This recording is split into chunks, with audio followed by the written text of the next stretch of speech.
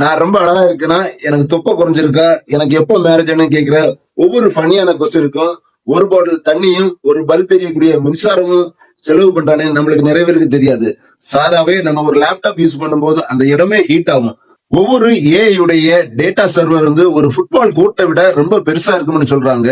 அந்த டேட்டா சர்வர்ல இருந்து வரக்கூடிய ஹீட்டை குறைக்கிறதுக்கே பல்லாயிரம் லிட்டர் தண்ணி வந்து டெய்லி யூஸ் பண்றான்னு சொல்லப்படுது. அது மட்டும் இல்லைங்க, அந்த டேட்டா சர்வர்ல இருக்கக்கூடிய ஒரு சின்ன சிப்பை தயாரிக்கிறதுக்கே 8300 லிட்டர் தண்ணி யூஸ் பண்றான்னு சொல்லப்படுது. கூகுள்ல சர்ச் பண்ணக்கூடிய அதே விஷயத்தை ஏடம் கொடுக்கும்போது 2 மடங்கு அதிகமான மின் எனர்ஜி வந்து தேவைப்படுது.